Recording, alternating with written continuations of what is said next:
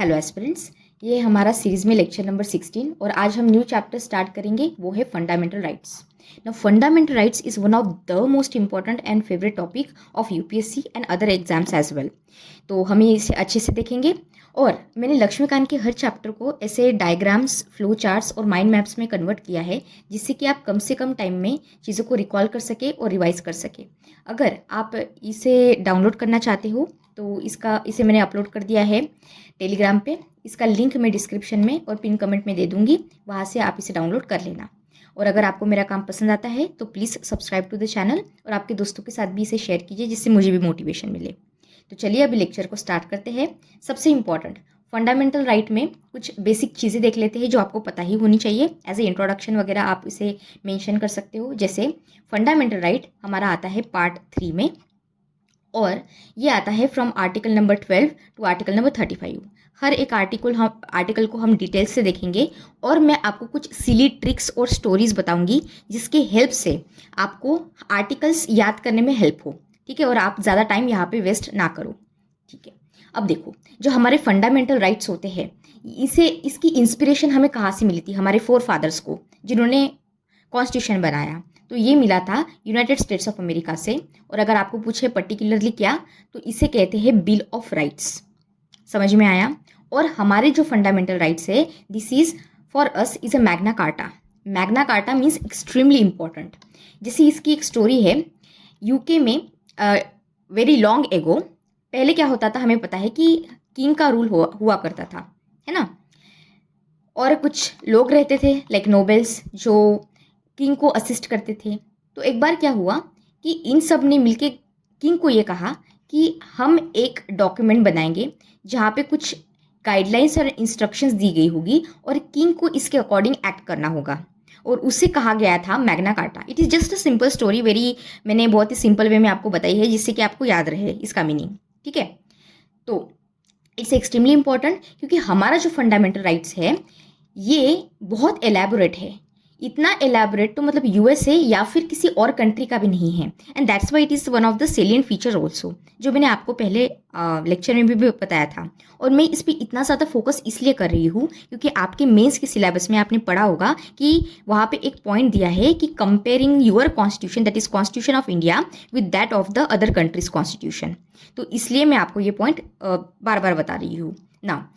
हमारे जो fundamental rights है दे आर जस्टिसिएबल राइट्स। इसका मतलब ये है कि let's say this is an individual और ये इसके फंडामेंटल राइट्स है। ठीक है, अगर ये किसी इंस्टीट्यूट से या फिर किसी बॉडी से वायोलेट हो जाते हैं तो this aggrieved person can go to directly, वो भी to the court, and can ask कि सर मेरे फंडामेंटल राइट का वायोलेशन हुआ है, प्लीज़ इसे एनफोर्स कीजिए। और इसके अलग अलग वेज है। तो इसलिए हम कहते हैं कि जो फंडामेंटल राइट्स है ये जस्टिसिएबल है इन नेचर। अब मेरा क्विक क्वेश्चन आपको ये है कि क्या directive principles of state policies justiciable है? Is it? नहीं, ये नहीं है। ये हम पहले ही लेक्चर में भी देख चुके हैं। ठीक है, एलैबोरेट राइट्स है, ये मैंने आपको अभी बताया। तो अभी आगे बढ़ते हैं। अब देखते हैं कि फंडामेंटल राइट्स इतने इंपॉर्टेंट क्यों है और फंडामेंटल राइट्स की हायरार्की, मतलब इंपॉर्टेंस के अकॉर्डिंग हायरार्की भी देखते हैं। जैसे कि फंडामेंटल राइट्स क्या करते हैं, सबसे प्यारा इंपॉर्टेंट पॉइंट वो है ये है कि हमारे फंडामेंटल राइट्स अपहोल्ड करते हैं इक्वालिटी और डिग्निटी को। किसकी इक्वालिटी और डिग्निटी को? ये है इंडिविजुअल की। एवरी इंडिविजुअल, अगर 130 करोड़ भारतीय है तो उन हर एक व्यक्ति की इक्वालिटी और डिग्निटी को अपहोल्ड करने का काम हमारा फंडामेंटल राइट्स करता है। ये प्रमोट करता है पब्लिक इंटरेस्ट को और यूनिटी को। ठीक है, और ये यहाँ से आप चीज़ को यहाँ पे लिंक करो। ये इक्वालिटी और डिग्निटी इंडिविजुअल की अपहोल्ड कर रहा है, मतलब ये क्या कर रहा है? डेमोक्रेसी में क्या होता है? डेमोक्रेसी में लोगों का शासन होता है। तो हमारा फंडामेंटल राइट्स पॉलिटिकल डेमोक्रेसी को फॉस्टर करता है। ये सबसे इंपॉर्टेंट पॉइंट है। ये आप इंट्रोडक्शन में या फिर कंक्लूजन में अगर आपको फंडामेंटल राइट्स का इंपॉर्टेंस बताना है तब आप लिख सकते हो। इसके बाद ये लिबर्टी को प्रोटेक्ट करता है, यानी कि फ्रीडम लोगों की। किसके अगेंस्ट? स्टेट के आर्बिटरी एक्शंस के अगेंस्ट, लॉज, लेजिस्लेचर के आर्बिटरी लॉज के अगेंस्ट। और ये सबसे सबसे इम्पोर्टेंट और एक चीज़ कि ये बहुत इसेंशियल है, क्योंकि ये अगर किसी व्यक्ति की आप होलिस्टिक डेवलपमेंट करना चाहते हो तो ये फंडामेंटल राइट्स के बिना हो ही नहीं सकता। ये सबसे इसेंशियल है, सबसे नेसेसरी है। अब what do you mean by the holistic development? इसका मतलब ये हुआ कि ये स्पिरिचुअली, मटेरियली, फिजिकली, मॉरली, हर एक एस्पेक्ट से खुद को डेवलप कर सके, उसे वो अपॉर्चुनिटीज़ मिले। समझ में आया? ये इंपॉर्टेंस पता चला हमारे फंडामेंटल राइट्स का। Very good. चलिए अभी आगे बढ़ते हैं, हम कुछ फंडामेंटल राइट्स देखते हैं। ठीक है, देर आर 1 2 3 4 5 6 फंडामेंटल राइट्स। मैंने यहाँ पे जानबूझ के नंबर्स नहीं लिखे हैं, क्योंकि मैं चाहती हूँ कि जब आप इस डायग्राम को देखें तो खुद से रिकॉल करें। समझ में आया? ठीक है, चलिए अब जल्दी जल्दी हम रिकॉल करते हैं मेरे साथ। राइट टू इक्वलिटी जल्दी से बताइए कहाँ से कहाँ तक था? राइट टू इक्वलिटी है 14, 15, 16, 17 एंड 18। ओके, अब देखती है राइट टू फ्रीडम कहाँ से कहाँ तक है? जल्दी से बताइए। 19, 20, 21 and 22। Very good. Right against exploitation कौन सा है article? Article 23 and article number 24। इसे हम डिटेल से देखेंगे और मैं आपको ट्रिक्स भी बताऊंगी इसे याद करने के लिए। फिर हम article of right to freedom of religion देखेंगे, ये कहाँ से कहाँ तक आता है? जल्दी से बताइए। हम ये सब पहले देख चुके हैं, हम फिर से रिकॉल कर रहे हैं। 25 और 26 और कौन सा? 27 एंड 28। फिर हमारे कल्चरल एंड एजुकेशन राइट्स कौन से हैं? 29 एंड 30। फिर यहाँ पे क्या आएगा? 31 आएगा क्या? नहीं, यहाँ पे 31 नहीं आएगा, यहाँ पे आएगा डायरेक्ट 32। क्यों 31 नहीं आ रहा है? क्योंकि ये था हमारा राइट टू प्रॉपर्टी, और इसे क्या किया गया था? इसे निकाला गया था, और इसकी जगह हमारे जो राइट टू प्रॉपर्टी है इसे फंडामेंटल राइट ना रखते हुए इसे कन्वर्ट किया गया था लीगल राइट में। समझ में आया? तो ये राइट बन गया 300A, और ये चीज़ की गई थी 44th कॉन्स्टिट्यूशनल अमेंडमेंट एक्ट 1978 में। इसका ईयर कैसे याद रखोगे? 4 + 4 = 8, तो 1978। ऐसा ही मैंने आपको एक ट्रिक बताया था कॉन्स्टिट्यूशनल अमेंडमेंट एक्ट ऑफ 1976 का, याद है आपको? तो ऐसे ही इसे भी याद रखना है, ठीक है। 42nd कॉन्स्टिट्यूशनल 4 + 2 = 6, फिर 1976। आप हम बहुत बार ये ले चुके हैं, तो इस तरह से आप इसे भी याद रख सकते हो। ठीक है, चलिए अभी आगे बढ़ते हैं हम। अब देखते हैं कॉन्स्टिट्यूशनल राइट्स का फ्रेमवर्क। जब हम एक इंडिविजुअल की बात करते हैं, और यहाँ पे जब हम बहुत सारे लोगों की, सोसाइटी की बात करते हैं, तब एज अ इंडिविजुअल राइट और सोसाइटी की होलिस्टिक राइट्स, इसके बीच में बैलेंस रखना ज़रूरी है। मतलब सिटीजनशिप राइट्स, देखिए राइट्स अवेलेबल ओनली, हाँ ये एक बात हुई। दूसरी बात ये कि right available only to the citizens and not to the foreigners. ऐसे कुछ राइट्स है हमारे फंडामेंटल राइट्स में जो सिर्फ और सिर्फ हमारे सिटीजन्स को दिए गए हैं, और जो फॉरेनर्स है उनको नहीं दिए गए हैं। समझ में आया? और कुछ ऐसे आर्टिकल्स हैं जो सबके लिए अवेलेबल है, ठीक है। उसके बाद जो कुछ राइट्स होते हैं ये एब्सोल्यूट नहीं होते। इसका मतलब ये नहीं कि एक बार फंडामेंटल राइट्स दे दिए तो कुछ भी हो जाए, इसका इम्प्लीमेंटेशन करना ही पड़ेगा। इस पे जो स्टेट है ये रीजनेबल रेस्ट्रिक्शन लगा सकता है, प्रोवाइडेड, यहाँ पे सुप्रीम कोर्ट देखेंगे कि ये रीजनेबल रेस्ट्रिक्शन जो है ये वैलिड है भी कि नहीं। तो इसे हम कहते हैं क्वालिफाइड राइट्स। ये हो गए हमारे सिटीजनशिप राइट्स। सिटीजनशिप राइट्स का मीनिंग समझ में आया? ऐसे राइट जो हमारे सिटीजन्स को अवेलेबल है लेकिन फॉरेनर्स को अवेलेबल नहीं है। क्वालिफाइड राइट्स मतलब क्या? जो फंडामेंटल राइट्स है they are not sacrosanct, they are not absolute, उस पर रीजनेबल रेस्ट्रिक्शंस लगाए जा सकते हैं by the state. But don't worry, हमारा जो कोर्ट है it is there who will see कि ये जो रीजनेबल रेस्ट्रिक्शंस लगाए हैं ये सही है भी कि नहीं। और जो कुछ राइट्स है जो वो प्रोटेक्ट करते हैं हमें स्टेट से, और प्राइवेट जो कंपनीज वगैरह होती है या फिर इंस्टीट्यूट्स होते हैं उनकी मनमानी से, आर्बिट्रीनेस, ठीक है। तो इसे हम कहते हैं rights which protect against the arbitrariness. और इन तीनों चीज़ों को मिला के बनता है हमारा बैलेंस राइट्स। और ये चीज़ आपको पता चली, ध्यान में आई? एक हमारे इंडिविजुअल का राइट वर्सेस जो होल सोसाइटी का राइट्स है, इसके बीच में भी बैलेंस हमें स्ट्राइक करना होता है, ठीक है, अब आगे बढ़ते हैं और देखते हैं हमारे पिलर्स फॉर राइट प्रोटेक्शन। देखिए, एक कंसेप्ट है, इसका मैं आपको एक शॉर्टकट देती हूँ, एक ट्रिक देती हूँ। तो आपको ध्यान में क्या रखना है, पी से पॉजिटिव, ठीक है, पी से प्रिविलेजेस और पी से पर्सनल, ठीक है। तो ऐसे राइट्स जो ग्रांट करते हैं प्रिविलेजेस, किसके लिए, फॉर पर्सनल डेवलपमेंट, ये हुए पॉजिटिव राइट्स, ठीक है। पॉजिटिव राइट्स मतलब कौन से राइट्स, जो ग्रांट कर रहे हैं privileges for the personal development of the people. और नेगेटिव राइट्स कौन से हुए, नेगेटिव मतलब लिमिटेशन, ठीक है, कम करना, घटाना, तो उससे याद रखो लिमिट करना। तो ये क्या लिमिट कर रहा है, ये लिमिट कर रहा है स्टेट की अथॉरिटी को टू प्रोटेक्ट इंडिविजुअल फ्रीडम, कि लोगों की जो फ्रीडम है, इंडिविजुअल फ्रीडम है, ये प्रोटेक्ट रहे, इसलिए हमें लिमिटेशन लाने हैं स्टेट पे। क्योंकि पहले क्या हुआ करता था, किंग अपनी मनमानी करता था, राजा अपनी मनमानी करता था, जो चाहता था वो करता था। ऐसा अब क्या है, अब है डेमोक्रेसी। तो we need the negative rights and we need the positive rights. ये समझ में आया। हम पहले ही देख चुके, जस्टिसेबिलिटी का कंसेप्ट हम पहले ही देख चुके हैं।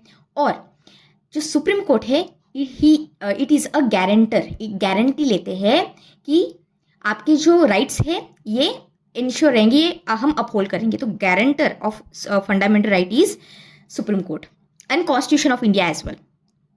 अब देखते हैं हमारे fundamental rights and their limitations. अब लिमिटेशंस इन द सेंस कैसे, अब जैसे जैसे मैं आपको फ्लो चार्ट समझाऊंगी वैसे आपको ये टॉपिक भी समझ में आएगा। जब हम फंडामेंटल राइट्स की बात करते हैं, तब कुछ फंडामेंटल राइट्स ऐसे हैं जहाँ पे पार्लियामेंट्री अमेंडमेंट की रिक्वायरमेंट होती है। और ऐसा नहीं है कि आप बस इसे ऑर्डिनरी लॉ से ला सकते हो, इसके लिए आपको चाहिए कॉन्स्टिट्यूशनल अमेंडमेंट एक्ट, ये कहा गया है सुप्रीम कोर्ट ने। लेकिन मेक श्योर, मतलब बता रहे हैं सुप्रीम कोर्ट कि देखो पार्लियामेंट, तुम्हें फंडामेंटल राइट को अमेंड करना है, करो, मैं मना नहीं कर रहा, लेकिन आपको ये मेक श्योर करना है कि फंडामेंटल राइट्स में कुछ ऐसी चीज़ें हैं, अगर वो बेसिक स्ट्रक्चर को वायलेट नहीं कर रही है, नेगेटिव इम्पैक्ट नहीं ला रही है, तो ठीक है, आप इसको करो, अमेंड करो, कोई प्रॉब्लम नहीं है। लेकिन अगर आप ये करोगे, अगर आप इसे बेसिक स्ट्रक्चर को वायलेट करोगे फंडामेंटल राइट के, तो फिर आपने जो कॉन्स्टिट्यूशन अमेंडमेंट एक्ट लाया है, इसको मैं वॉइड कर दूंगा, कैंसिल कर दूंगा। समझ में आया। दूसरी बात ये कि फंडामेंटल राइट्स को सस्पेंड किया जाता है नेशनल इमरजेंसी के टाइम पे।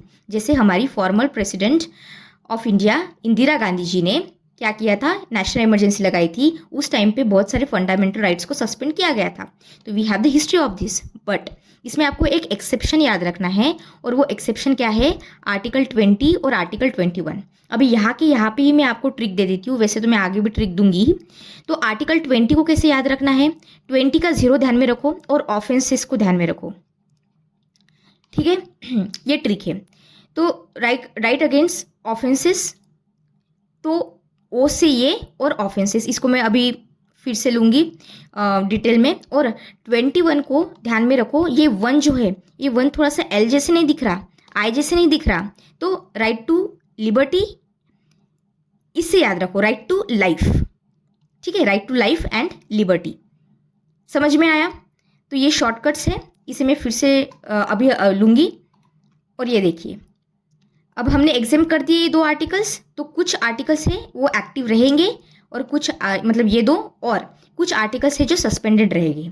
अब आपको याद है हमने आर्टिकल नंबर 19 लिया था, और अंडर आर्टिकल नंबर 19 हमने 6 फ्रीडम्स लिए थे, है ना। आपको मैंने उसकी ट्रिक भी बताई थी कि आप स्कूल के स्टूडेंट हो, और आपको क्या करना है, स्पीच देना है बहुत अच्छे से विद अ गुड एक्सप्रेशंस।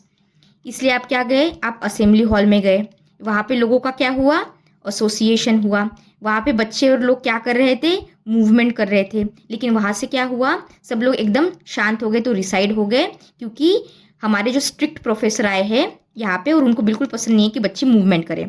तो ये 6 राइट्स यहाँ पे हुए आर्टिकल नंबर 19 के अंडर। अब यहाँ पे ये आपको याद रखना है कि जब एक्सटर्नल अग्रेशन होता है तब तो ये सस्पेंड हो जाते हैं, लेकिन अगर इंटरनल कोई डिस्टर्बेंस चल रहा है, रिबेलियन चल रहा है, तो ये आर्टिकल्स को सस्पेंड नहीं किया जाता।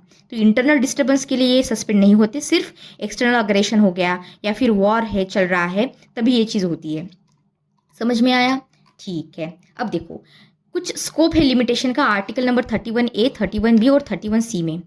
31B 31A मतलब क्या? आपको याद है हमारा लैंड रिफॉर्म्स हुए थे।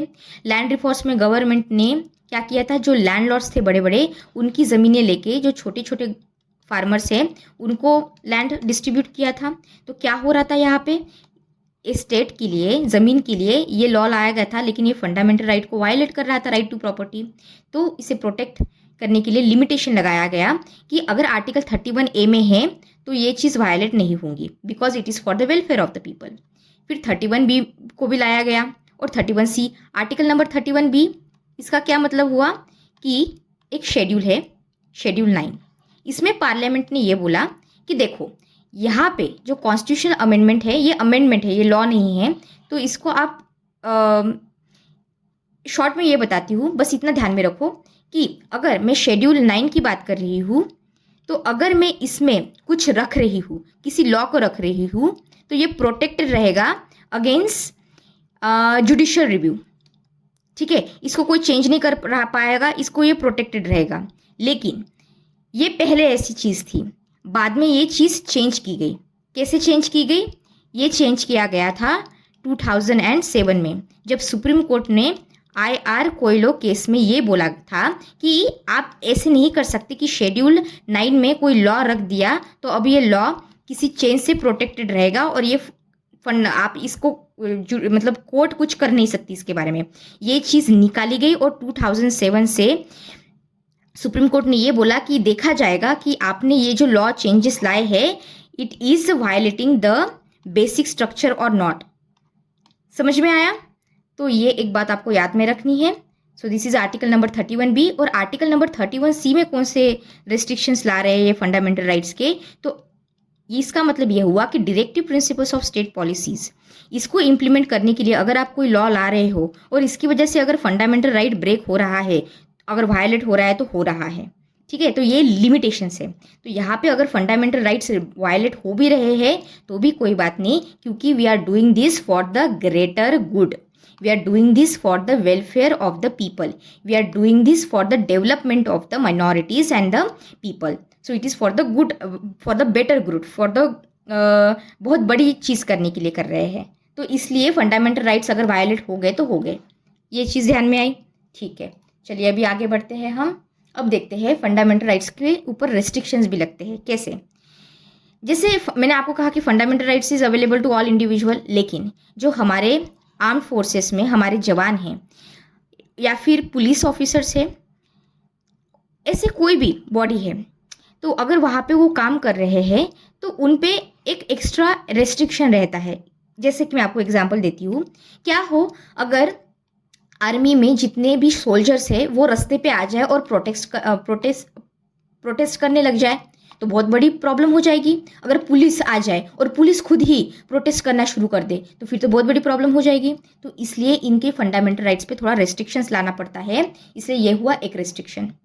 फिर है मार्शल लॉ। अगर किसी लोकल एरिया में मार्शल लॉ लगा है तो इसका मतलब ये हुआ कि उस लोकल एरिया में जो आपके फंडामेंटल राइट्स है वो टेम्पररीली, ये परमानेंट चीज़ नहीं है, टेम्पररीली अफेक्ट नहीं होंगे। मतलब इसे अगर ये वायलेट भी हो गए तो भी ठीक है, and it is for the temporary basis, और ये लोकल एरिया में रहते हैं। यहाँ पे बहुत सारे लेट्स से सिविल राइट्स हो रहे हैं, लोग एक दूसरे को मार रहे हैं, तो कंडीशन कंट्रोल लाने के लिए हम मार्शल लॉ लगाते हैं।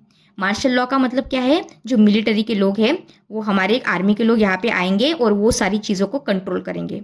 समझ में आया? इसके बाद एनफोर्सिबिलिटी। अब ये बहुत इंपॉर्टेंट टॉपिक है, आर्टिकल है जो समझना बहुत ज़रूरी है, अंडर आर्टिकल नंबर 35। इसको कैसे याद रखेंगे आप लोग? तो देखिए कुछ लॉज ऐसे होते हैं हमारे फंडामेंटल राइट्स में। देखो जैसे आर्टिकल नंबर 17 में क्या कहा गया है कि अनटचेबिलिटी को प्रैक्टिस करना इट्स प्रोहिबिटेड। ठीक है, आप अनटचेबिलिटी को हम अबॉलिश करते हैं। तो इसे अगर हमें लाना है इन अ सोसाइटी तो हमें लॉ लाना पड़ेगा। तो ये जो लॉ है अनटचेबिलिटी को रोकने के लिए, मैं आपको एक एग्जांपल देती हूँ। जैसे अनटचेबिलिटी को अंडर आर्टिकल नंबर 17 रोकने के लिए आपने कॉन्स्टिट्यूशन में बोल तो दिया, लेकिन हमारे पार्लियामेंट ने लॉ लाया, the protection of civil rights act of 1955। ये एग्जाम्पल है। तो ये लॉ सिर्फ और सिर्फ पार्लियामेंट ला सकती है। ये स्टेट लेजिस्लेटिव असेंबली, ये स्टेट लेजिस्लेचर हमारे स्टेट्स नहीं ला सकते। क्यों नहीं ला सकते? लॉजिक लगाओ, कॉमन सेंस की बात है। अगर आप इतना सेंसिटिव टॉपिक है अनटचेबिलिटी, अगर हर एक स्टेट अपनी मर्जी से, लेट से यहाँ पे महाराष्ट्र है, यहाँ पे गोवा है, और यहाँ पे गुजरात है, और यहाँ पे केरला है, ठीक है।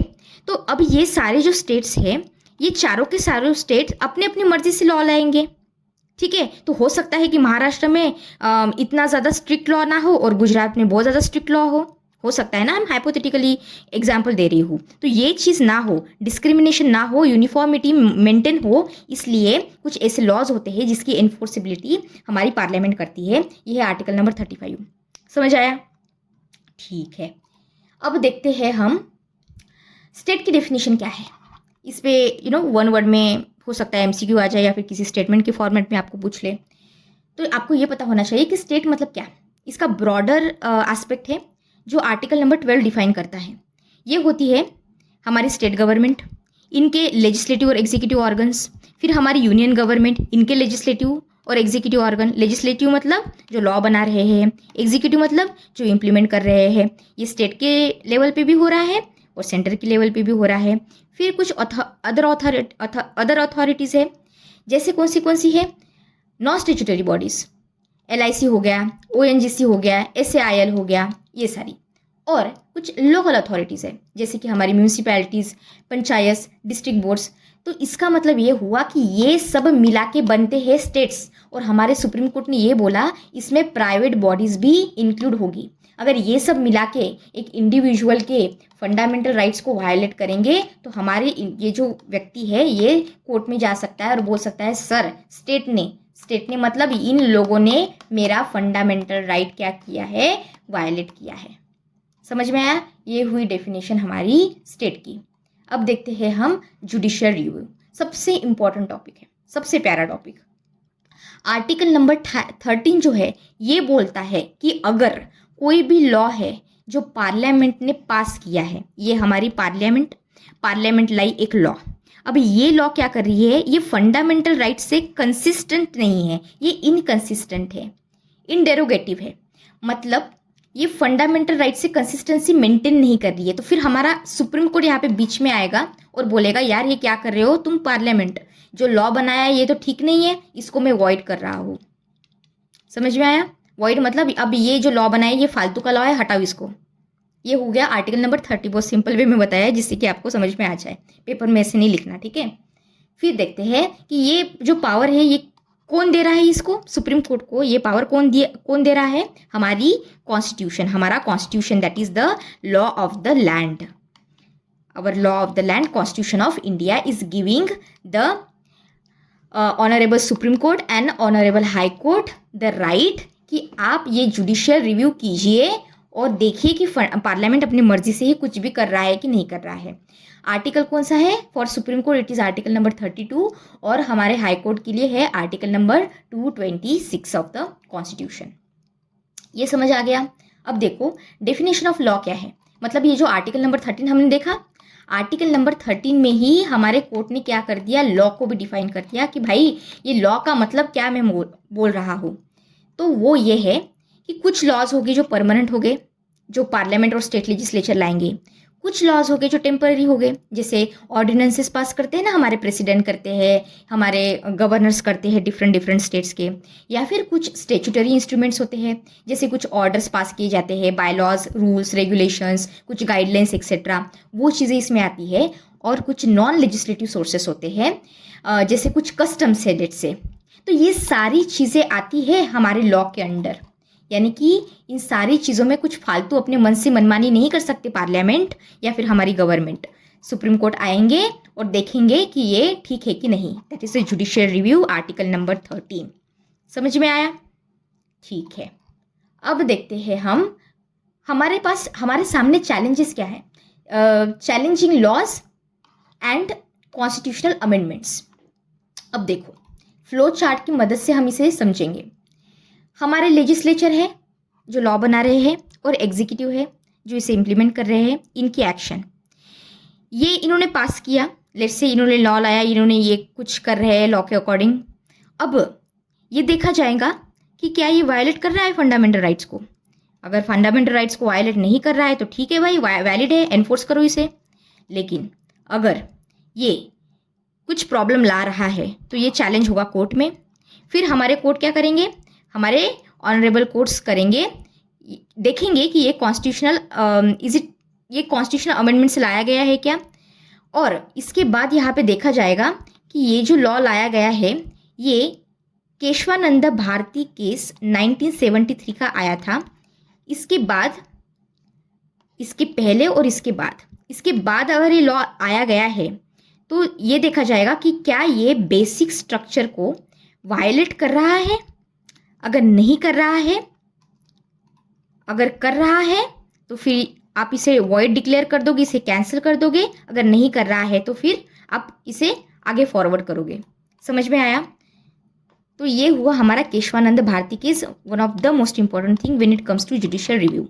यहाँ पे 1973, इससे पहले जो हुआ सो हुआ वो वैसे ही रहेगा, वैसे ही लॉज रहेंगे, उसको रहने दो। लेकिन हमारे केशवानंद भारती केस 1973 के बाद यहाँ पे जो भी चीज़ें हुई है, यहाँ पे हम जुडिशियल रिव्यू से देखेंगे कि ये फंडामेंटल राइट के रिलेटेड अगर पार्लियामेंट कोई लॉ ला रहा है, स्टेट कोई लॉ ला रहा है, तो क्या ये बेसिक स्ट्रक्चर को वायलेट कर रहा है क्या। अगर कर रहा है तो फिर आप इसे वॉइड करो, अगर नहीं कर रहा है, सब ठीक ठाक है, तो फिर इसे वैलिड करो। ये फंडामेंटल, अब आपको ये फ्लो चार्ट से और अच्छे से समझ में आ गया होगा। अब कुछ राइट्स ऐसे हैं हमारे फंडामेंटल राइट्स में, मैं आपको पहले ही बता चुकी हूँ, जो कि फॉरेनर्स के लिए भी अवेलेबल है और सिटीजन्स के लिए भी अवेलेबल है। लेकिन ये जो एनिमी है, एनिमी के लिए अवेलेबल नहीं है। एनिमी का डेफिनेशन मैंने आपको पहले बता चुकी हूँ। एनिमी के लिए नहीं है, फॉरेनर्स के लिए है, और हमारे जो सिटीजन्स है उसके लिए भी है। तो यहाँ पे ट्रिक आपको क्या करनी है, आपको सारी चीज़ें याद नहीं रखनी, आपको बस ये चीज़ याद रखनी है कि हमारे सिटीजन्स के लिए कौन से ऐसे लॉज है जो इनके लिए ही अवेलेबल है। इतना याद रखो, और फिर बस इतना बोलो कि बाकी के जो बच्चे कुछ लॉ है ये फॉरेनर्स के लिए भी अवेलेबल है और सिटीजन्स के लिए भी अवेलेबल है। समझ में आया? तो ऐसे 5 लॉज हैं जो सिर्फ हमारे सिटीजन्स के लिए अवेलेबल है, जैसे प्रोहिबिशन ऑफ डिस्क्रिमिनेशन और इक्वालिटी ऑफ अपॉर्चुनिटीज़। ये अंडर आर्टिकल नंबर कौन सा था, जल्दी से बताइए? Article number 15। ये अंडर आर्टिकल नंबर 16 था। और प्रोटेक्शन ऑफ 6 फ्रीडम्स, 6 फ्रीडम हम अभी ले चुके हैं, आर्टिकल नंबर 19 था। और ये एलिमेंट्री एजुकेशन, ये कौन सा है? Article number A, article 21A। और एक है आर्टिकल नंबर 30। ठीक है, ये सारे आर्टिकल्स है। अब देखते हैं हम right available both to the citizens and the foreigners. What are those? Equality before law, article number 14, आपको याद है। फिर protection against the conviction, liberty equality, article number 21 में हमने देखा था इसे। फिर protection against arrest, article number 22 में हमने देखा था। ह्यूमन ट्रैफिकिंग 23 में देखा था। Freedom of conscious. अब यहाँ पे एक ट्रिक है, वो मैं बताती हूँ। आर्टिकल नंबर 25 को देखो। अच्छा, यहाँ पे मैं आपको ट्रिक बता देती हूँ। ये देख लीजिए, एक मैनेज रिलीजियस अफेयर्स और फ्रीडम ऑफ रिलीजियस इंस्ट्रक्शंस, ये सारी चीज़ें हैं जो फॉरेनर्स के लिए और सिटीजन्स दोनों के लिए भी अवेलेबल है। तो इसे मैं अब आपको ट्रिक के साथ कैसे याद रखना है वो बताती हूँ। जैसे हमने पहले देखा था राइट टू इक्वालिटी है, वो 14, 15, 16, 17 और 18 है, राइट। यहाँ पे मैं आपको एक ट्रिक आर्टिकल नंबर 25 को रिकॉल करने की बताती हूँ। 5 से आपको ये 5 जो है, 5 से आपको 5, हिंदी का जो 5 होता है ये याद रखना है, 5 से P। सो P से याद रखो आप लोग प्रोफेशन, प्रोपोगेशन, ठीक है, और प्रैक्टिस। प्रैक्टिस क्या? Religious affairs. समझ में आया? तो यहाँ से आप आर्टिकल नंबर 25 को याद रखो। 26 भी रिलीजन के रिलेटेड है, जैसे कि अगर आप कोई इंडिविजुअल है और वो मैनेज करना चाहता है अपने रिलीजियस इंस्टीट्यूट्स को, उसको मैनेज कर सकता है। आर्टिकल नंबर 27 क्या बोलता है?